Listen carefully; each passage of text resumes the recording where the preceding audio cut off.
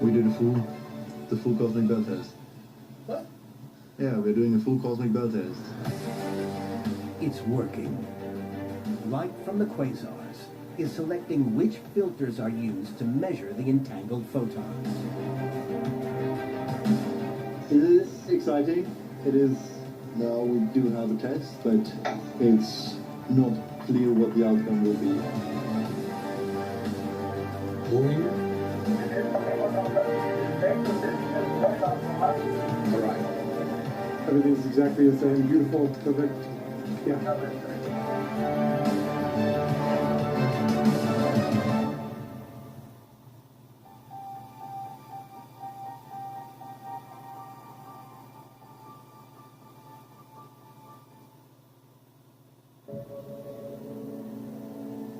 2 months later, back in Vienna, the team analyzes the experimental data. This might take a second. The numbers look really great, and it is extremely pleasing to see that all this works so nice. We clearly see correlations that correspond to quantum mechanics. The results show entanglement. And since the light from the quasars controlling the test was nearly 8 billion years old, it's extremely unlikely that anything could have affected its random nature. And time. So he was always thinking, well, we have little pieces of space and time, and out of this we build the whole universe. In a radical theory, known as the holographic universe, space and time are created by entangled quantum particles on a sphere that's infinitely far away. What's happening in space, in some sense, all described in terms of a screen outside here. The ultimate description of reality resides on this screen. Think of it as kind of quantum bits living on that screen. And this, like a movie projector, creates a illusion of the three-dimensional reality that I'm now experiencing.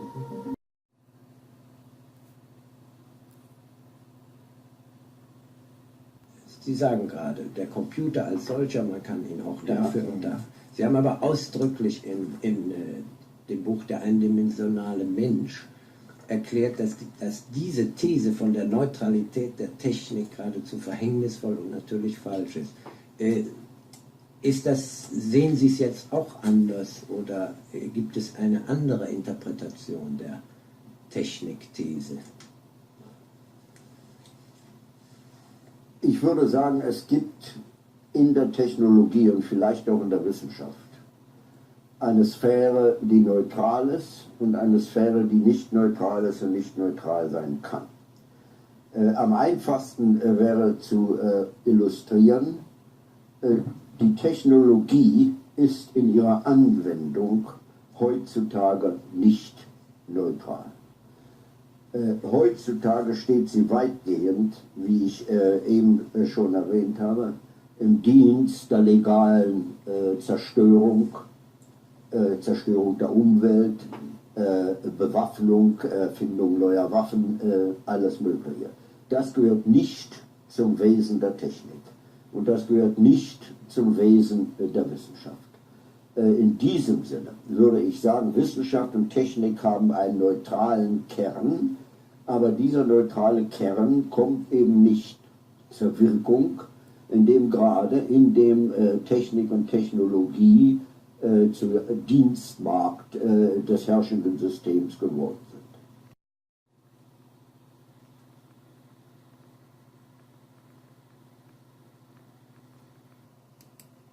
Let us begin.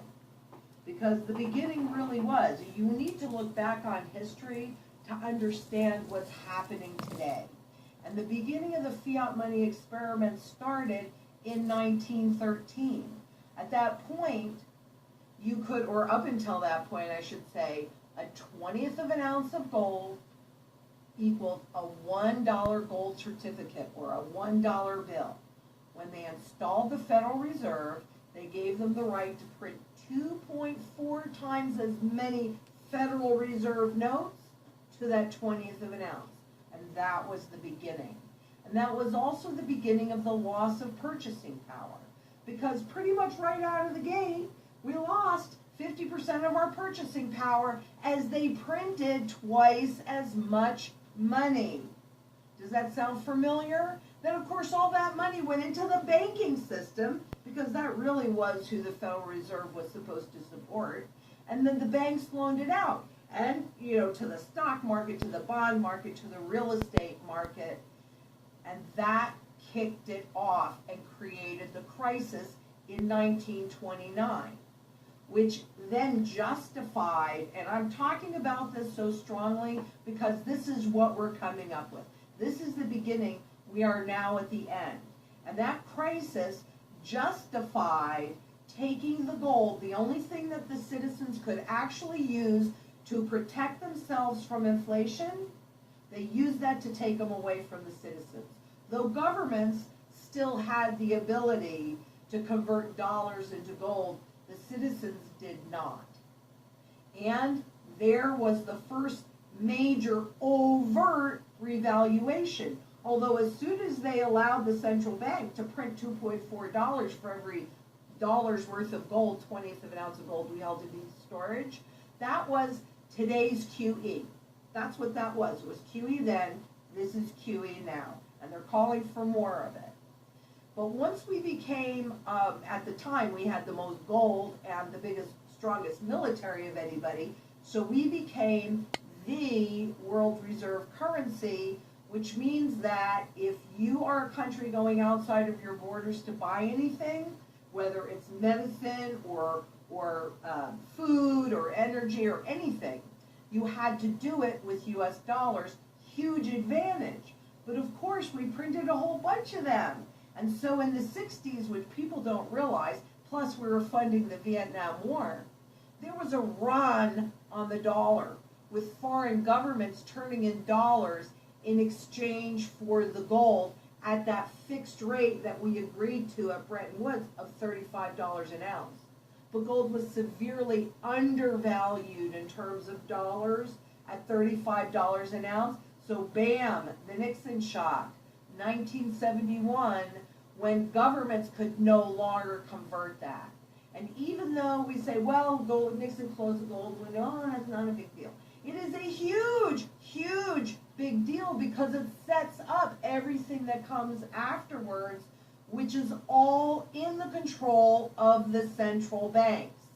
So that is critical to understand, because today, the central banks are between a rock and a hard place. And when they attempted to give themselves the tools like they gave themselves in 1971 by pushing interest rates all the way up so they could lower them down as they were inspiring building up of debt, well, now they can't go anywhere. They can't raise the rates. They can't run off the balance sheets. So we're entering this next crisis, which is why it will force the reset with no tools. Take a look at that chart, because it shows you, number one, that inflation was built into the system by design. Now look, we work for money. I work for money, you work for money. Now we need some money today to pay our current bills. But if we're trying to save something for the future so that we can retire, and goodness gracious, there's a retirement crisis going on a global basis. Shocker. But can you see how by design that was built into the system? The crisis was built into the system. And if they can scare you enough, then when they go into this next iteration, then they get to remain in power and do it to you all over again.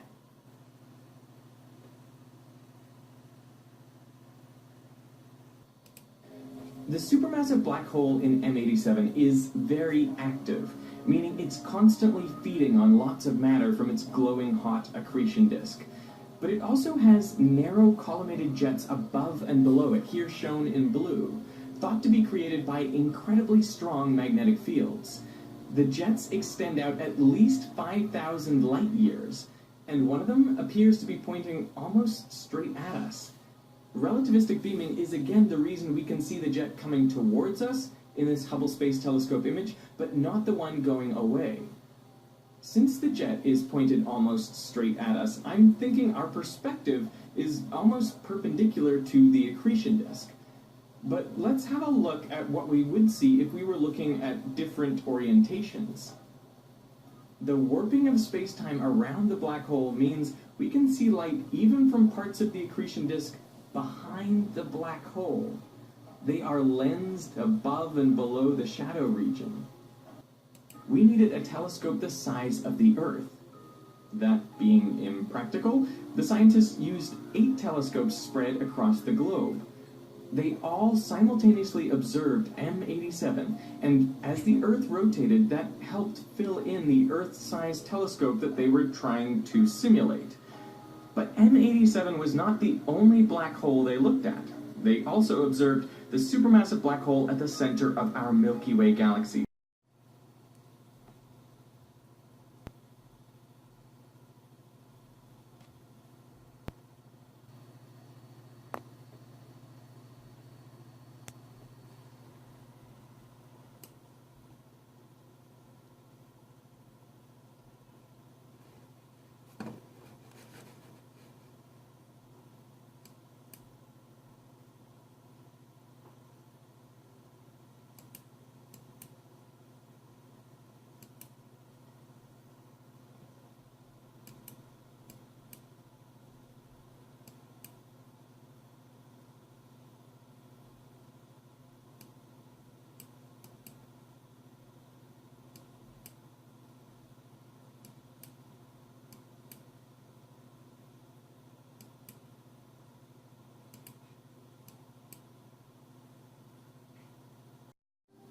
Surviving 24 hours from Bitcoin is possible, but it's not easy. It takes a lot of research. You have to figure out where you're going to get a Bitcoin, how you're going to spend it, and even when you go to a business, oftentimes they don't know how to manage the transaction. So if I've learned anything in this experience, it's that Bitcoin is interesting, it's really cool to use, but it's a little bit impractical. I don't think I do this.